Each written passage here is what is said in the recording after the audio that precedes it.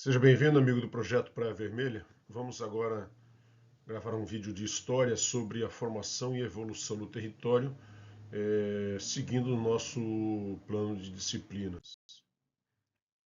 É um assunto que não é difícil, um assunto que a gente tem muito conhecimento, mas é uma revisão superficial ou até mesmo um pouco mais profunda, talvez a gente lembre alguns aspectos que fiquem esquecidos ao longo do tempo. Evidentemente, antes dos portugueses chegarem ao Brasil, já haviam aqui os indígenas, né?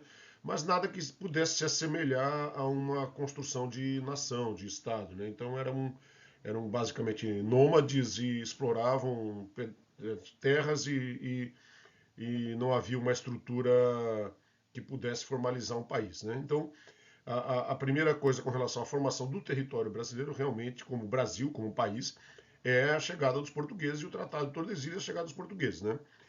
Essa, esse Tratado de Tordesilhas ele designava para o Brasil aproximadamente 40% do território atual. Então, com o tempo, essa situação foi evoluindo, foi se transformando para dar a dimensão territorial que nós temos, que o Brasil tem hoje, né? Então, com a descoberta, então, a cobiça estrangeira, a pirataria, obrigaram os portugueses a ocupar o litoral. Né? O pau-brasil permitiu que isso ocorresse, pelo menos para dar uma certa margem de lucro e não somente para prover a segurança. Juntou-se, então, a segurança com uma exploração econômica. Isso fez com que se ocupasse, a primeira ocupação brasileira efetiva fosse do litoral e é a ocupação principal até hoje, né? As maiores cidades nossas situam-se no litoral de uma maneira geral. Então, como Portugal percebeu com os ataques de piratas e corsários que havia necessidade de uma ocupação mais efetiva, resolveu adotar o sistema de capitanias hereditárias. Isso porque a coroa não tinha recurso suficiente para investir por si próprio, optou pelos investimentos privados, vamos dizer assim, né? E a população de Portugal era em torno de 1 milhão de habitantes, então não tinha uma capacidade de efetivamente ocupar um território tão imenso como era o Brasil. Né? Então, durante muito tempo, isso foi a tônica, né? Até a União das Coroas Ibéricas em 1580, onde o Tratado de Tordesilhas foi praticamente extinto. Na prática, ele não foi extinto, ele não, simplesmente foi abandonado, né? Na prática, ele não tinha mais validade nenhuma, então isso permitiu com que as fronteiras se transformassem, ou durante um tempo não houvesse fronteiras entre portugueses e espanhóis na América. Isso abriu possibilidades para, para uma série de eventos que ocorreram, né? Bandeiras, exploração da Amazônia, exploração do extremo sul do Brasil. Os portugueses eles avançaram bastante. E onde eles avançaram, eles construíram fortes com a presença portuguesa. Então, isso abriu bastante as dimensões do Brasil. Então, a gente pode ver alguns exemplos de fortes aí, tá? Associados, a Associação de Portugal com as atividades da igreja foi marcante em todo o período colonial, né, ou quase todo. Então, os jesuítas ou os religiosos, não só jesuítas, né, carmelitas, franciscanos, etc., eles chegavam, tentavam catequizar o índio, obter novos fiéis, ao mesmo tempo havia aí a exploração econômica das drogas do sertão e a construção de fortes visando garantir a presença portuguesa no local, e assim foi a tônica, basicamente, principalmente na Amazônia. As bandeiras foram fundamentais para o desenvolvimento do território brasileiro e elas encontraram um terreno fértil para isso, né? Então, desde o começo ali, onde houve a primeira exploração econômica mais efetiva, que foi a cana, né, o açúcar, encontrou ali no Rio São Francisco uma maneira de penetrar no território nacional e com mais eficiência. E ali ainda o Tratado de Tordesilhas não impedia essa penetração. Né? Mas no extremo norte se encontrou a Amazônia, né, o Rio Amazonas e seus afluentes, evidentemente facilitando em muito a penetração. Em São Paulo, depois que se subiu a serra, o Rio Tietê também foi bastante importante, utilizado muito pelos bandeirantes. Então, as bacias hidrográficas foram o cerne da penetração para o interior efetivo, né, do Brasil. Registra-se aí que a pecuária, ela protagonizou isso. A pecuária não podia, o gado, na época em que não havia cercas, o gado não podia ser criado junto com a cana-de-açúcar que destruía as plantações, ele foi entrando cada vez mais e penetrando ali, mas isso restrito mais à região nordeste. E ao sul também foi criado gado, mas isso é um pouco posterior ao nordeste. Posteriormente, então, logo após essa início de penetração, e culminou com o encontro do ouro. Né? O ouro transformou efetivamente o território, transformou a vida da colônia e trouxe a riqueza que era concentrada toda no Nordeste para o centro-sul do país, e a partir daí nunca mais isso foi modificado. Inclusive a capital foi transferida para o Rio de Janeiro e o centro das atividades econômicas foi totalmente modificado. Esse centro, então, já com capital no Rio de Janeiro, com a exploração do ouro, ele foi ainda fortalecido com o café. Né? Então, o café tornou-se aos poucos um grande produto brasileiro, né? E tomou conta, e a economia, em vez de ser baseada nos commodities anteriores, não eram commodities ainda, né? Mas eram, nos produtos anteriores, passou a ser baseada no café. E isso, evidentemente, ampliou mais ainda o poder da região sudeste, com os barões do café substituindo os senhores de engenho no mando das atividades da ex-colônia ou da colônia, dependendo da época. Né? Então, houve inclusive deslocamento de escravos, surgiram imigrantes, a formação da população brasileira se deu em função disso. Outro aspecto bastante interessante foi o desafio nas fronteiras. Né? Então, a independência do Brasil ocorreu seguindo uma ordem mundial, né? E essa ordem mundial ela ditava as regras, evidentemente, como sempre, do mundo todo. Então, um processo de independência ele foi capitaneado por interesses portugueses, espanhóis, ingleses, franceses, né? E o Brasil tendo que administrar, em especial a coroa portuguesa, tendo que administrar essa situação de uma forte interferência que nós já vimos em história do Brasil. E aí foi se formando essa estrutura brasileira até hoje. Tá? Inicialmente era uma estrutura fragmentada, tá?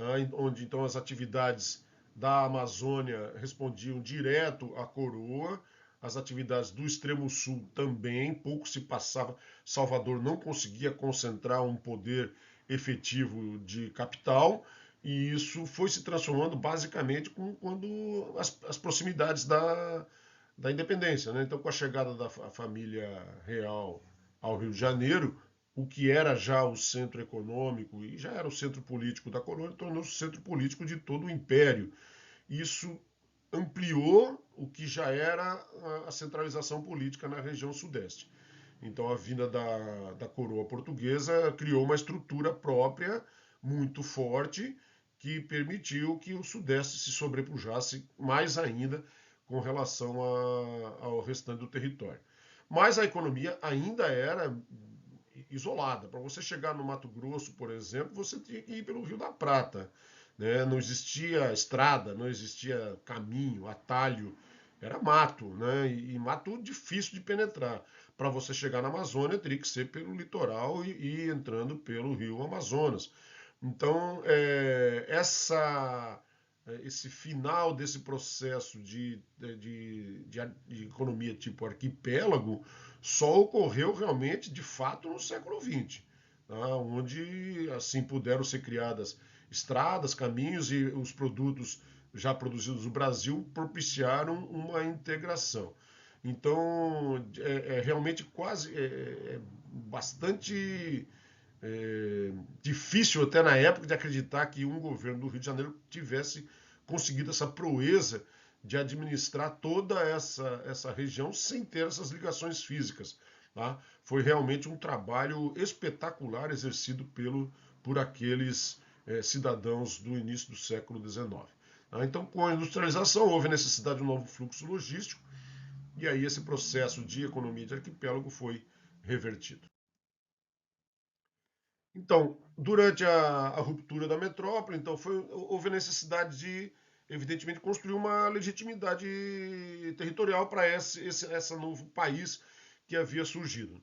Então, o Brasil herdou de Portugal o que ele havia conseguido anteriormente.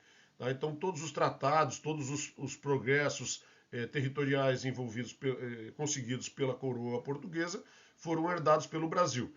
E se encontrou em colocar o imperador Dom Pedro I como uma solução para evitar confrontos, e isso foi feito. O Dom Pedro I passou a ser respeitado, as elites foram respeitadas e permaneceram, então houve um tratado, houve reconhecimento da coroa inglesa e até o reconhecimento da coroa portuguesa depois de um processo de indenização. Uma das partes do acordo foi, evidentemente, a Inglaterra estava envolvida. Nesse momento, os Estados Unidos também já tinham um poder político significativo, né? Inclusive foi a primeira nação a reconhecer o Brasil. E um dos aspectos envolvidos foi a manutenção da escravatura. A escravidão era a base da economia portuguesa e uma das bases, né, um dos alicerces, né, e continuou sendo durante o Império, atendendo os interesses das oligarquias e atendendo os interesses dos mercadores franceses, holandeses, e que queriam manter os seus lucros. Então o Brasil tornou-se independente, em parte por ter que preservar a escravidão. É um negócio meio triste, estranho, mas é verdade. Então, logo após a independência, então, o território brasileiro foi herdado, como nós falamos. O tratado principal foi o Tratado de Madrid, e as bases foram essas. Tá? Mas o Estado conseguiu gerenciar os interesses das oligarquias regionais, né? Evitar processos de independência, em particular no Sul, no Norte e no Nordeste, né? E conseguiu montar, preservar essa estrutura, pois já contava com uma estrutura política bastante forte e reconhecida, né, no Rio de Janeiro. E então esses interesses foram preservados, a estrutura física conseguiu ser preservada com a manutenção de um imperador. Uma das razões de ter tornado um império, o único império das Américas, né, foi exatamente para preservar essa estrutura que provavelmente uma república não teria conseguido. E após aí o Tratado de Madrid, então o Tratado de Madrid deu essa configuração. Houve algumas modificações que nós já estudamos lá nas outras aulas de história, e esse tratado foi consolidado ao longo do século XX, em particular com a atuação do Barão do Rio Branco, que foi negociando as fronteiras. Houve modificações, tinha Cisplatina, saiu a Cisplatina, o Iacre era da Bolívia, virou Brasil, a fronteira com o Paraguai também foi modificada depois da guerra, mas, de uma maneira geral, o país é muito semelhante àquilo que ele herdou do Tratado de Madrid. Esse tratado foi muito importante, portanto, para essa configuração atual do Brasil. Ele empregava, assim, aqueles fortes iniciais construídos, como nós já falamos no começo, e as barreiras naturais que estavam nos seus arredores. Então, levava em consideração a presença portuguesa nessas regiões e ancorado principalmente nos rios ou nos morros, né, mas basicamente nos rios que existiam na região, e foram sim delimitando a fronteira brasileira. Então, como fechamento, vamos ver os aspectos que mais se destacam aí. Então, inicialmente Tordesilhas, depois capitanias hereditárias, o pau-brasil muito importante para a ocupação do litoral. O gado, as bandeiras, a União Ibérica e as drogas do sertão permitiram a interiorização para os diversos pontos de onde hoje é o Brasil. Os tratados e os territórios herdados no processo de independência foram muito importantes. Tá? A mineração, o café e a industrialização proporcionaram um aumento, associado ainda à família, vinda da família real, um crescimento exponencial do Sudeste, sobrepujando as demais regiões. Tá? Aí uma centralização política e econômica, com um aval internacional das grandes potências e a criação de um império que conseguiu preservar essa estrutura. A atuação diplomática posterior permitiu a consolidação dessa formação territorial brasileira. Ok, gente? Era isso. Até a próxima. Muito obrigado por ter ficado comigo.